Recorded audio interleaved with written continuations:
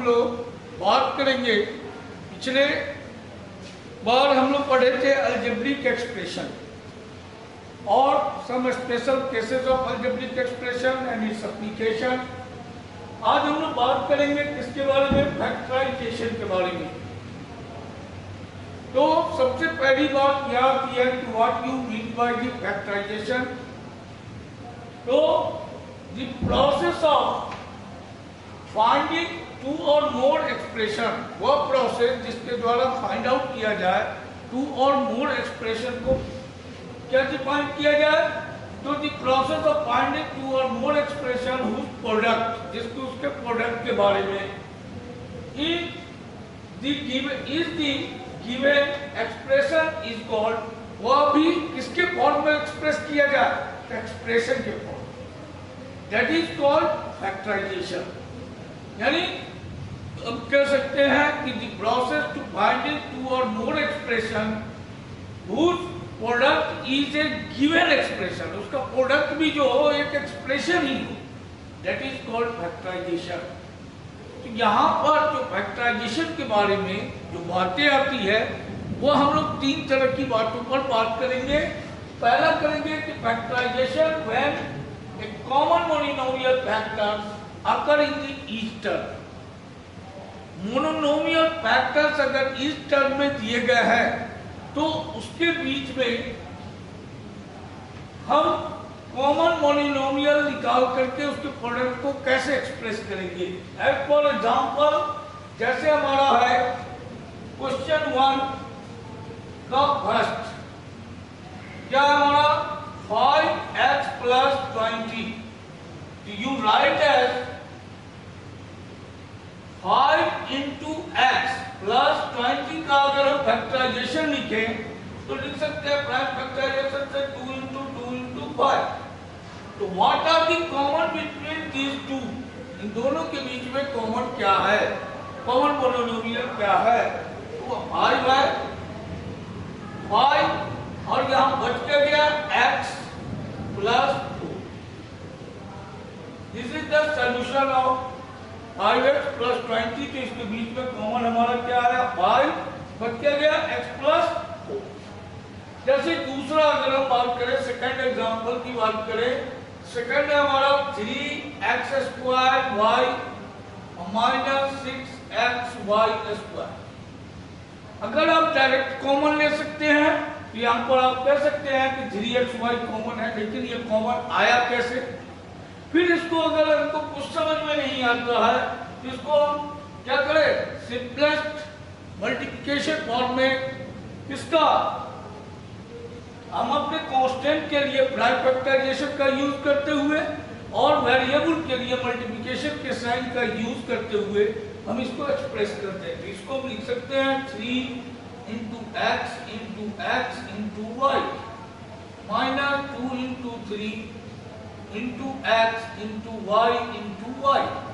So what are the common between these two terms? तो आप कह सकते हैं 3 कॉमन है, x कॉमन है, y कॉमन है। यानी what are the common between these two term, 3xy। 3xy से अगर इसको डिवाइड करते हैं तो बच क्या जाता है सिर्फ यहाँ पर इस टर्म में x, और इस टर्म में क्या बनता है 2 into y यानी 2y, तो माइनस 2y। इस तरह से हम क्या करते हैं, फैक्टराइजेशन मैंने कॉमन मोनोनोमियल और अकर इन दी इस टर्म को इस तरह से हम लोग सॉल्व करते हैं। सेकंड आता है हमारा factorization when the binomial is common. तो जब बाइनोमियल कॉमन आता है, यहाँ तो मोनोनोमियल कॉमन आया और यहाँ कॉमन क्या आएगा, बाइनोमियल कॉमन आएगा। जैसे एज फॉर एग्जांपल, जैसे हम लोगों ने लिखा 5a, क्वेश्चन 2 में हम लोगों ने पहला एग्जांपल लिया 5a into 2x minus 3y plus 2b into 2x minus 3y। अब यहाँ पर देखें इन दोनों टर्म में तो 2x minus 3y यहाँ भी है और यहाँ भी है। अगर हम इसको कॉमन ले लेते हैं बाइनोमियल को और 2x माइनस 3y को, तो इससे अगर यह पहले टर्म को डिवाइड करते हैं तो हमारा क्या बच गया वैल्यू 5a प्लस दूसरे टर्म को अगर हम डिवाइड करते हैं तो हमारा वैल्यू क्या बचता है 2b। तो this is the answer of factorization. Second, जैसे दूसरा एग्जांपल देखिए, अगर इससे नहीं समझे तो जैसे यहां लिखा है 8 into 4x plus 5y, 8 into 4x plus 5y का whole square minus 12 into 4x plus 5y minus 12 into 4x plus 5y।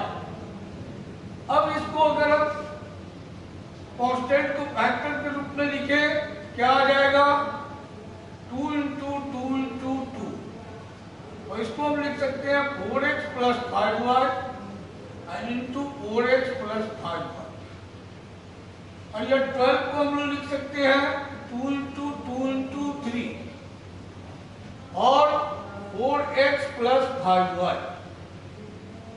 हमने यहाँ पर 12 और 8 का क्या लिया, प्लान फैक्टराइजेशन। अब देखिए इन दोनों में क्या है कॉमन, 4x प्लस 5y यहाँ भी है, 4x प्लस 5y यहाँ भी है, 2 2 जा 4 यहाँ भी है, 2 2 जा 4 यहाँ भी है। तो हम लिख सकते हैं 4 इंटू 4x प्लस 5y। अब हमारा अगर हम इससे इस पूरे टर्म को डिवाइड करें तो बचा हुआ क्या रह गया हमारा 2 इंटू 4x प्लस 5y, और यहां क्या बचा रह गया -3। You write as 4 into 4x plus 5y और 2 से मल्टीप्लाई कर दे तो 8x प्लस 10y माइनस 3।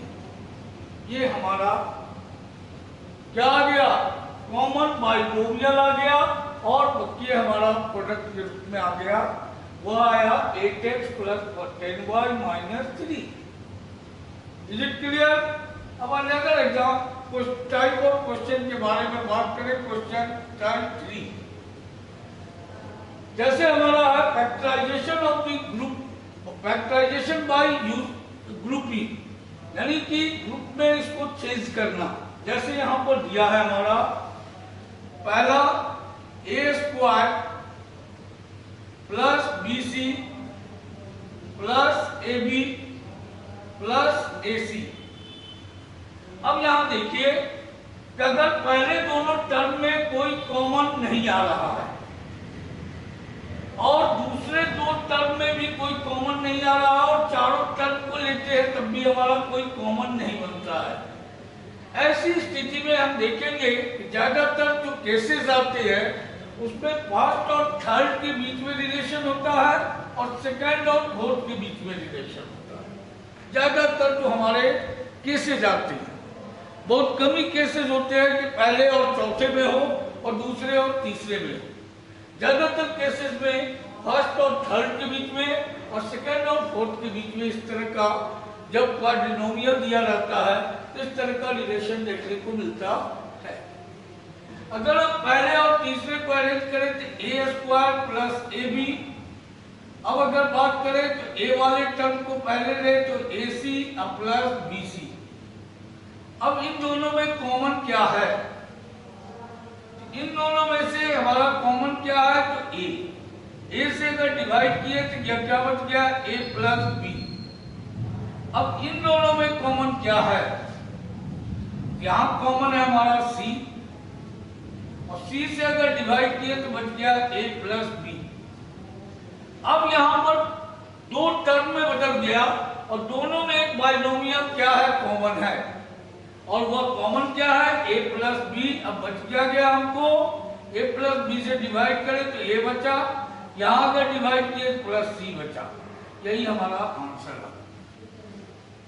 इस तरह से हम फैक्टराइजेशन बाय ग्रुपिंग का यूज करते, ग्रुपिंग का फैक्टराइज करते हैं, इस तरह के फैक्टराइजेशन को सॉल्व करते हैं। जैसे दूसरा एग्जांपल देखिए, जैसे हमारा एग्जांपल है ax square plus by square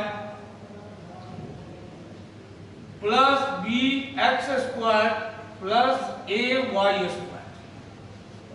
मैंने पहले ही कहा था कि ज्यादातर केसेस में क्या होता है, फर्स्ट और थर्ड के बीच में रिलेशन, फर्स्ट और थर्ड के बीच में रिलेशन होता है। तो यहाँ क्या आ गया, फर्स्ट और थर्ड के बीच में रिलेशन, जिसको हम अरेंज किए ax square plus bx square plus ay square plus by square. अब इन दोनों में कॉमन नहीं है, क्या है कॉमन, x स्क्वायर। बच क्या गया हमारा a प्लस बी, और यहाँ क्या कॉमन आया, y स्क्वायर। बच क्या गया a प्लस बी डिवाइड करने को। अब क्या आ गया common binomial a plus b, और a प्लस बी से दोनों टर्म को डिवाइड किए तो बच क्या गया x square plus y square. इस तरह से हम इसको फैक्टराइज करते हैं। अब अगर फोर्थ टाइप की बात करें, टाइप फोर्थ की बात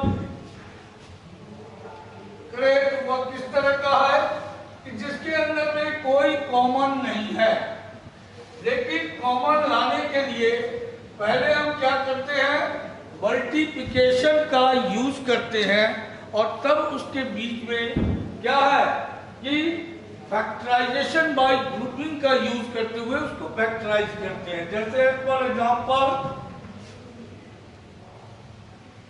ए b into x square plus y square plus x y into a square plus b square.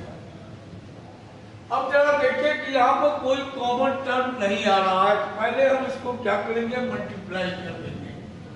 क्या आया, a b x square plus a b y square plus a square x y plus b square x square. अब हमने क्या कहा था कि पहले और तीसरे के बीच में रिलेशनशिप देखने को मिलता है, वो क्या आ गया, a b x square plus a square x Y.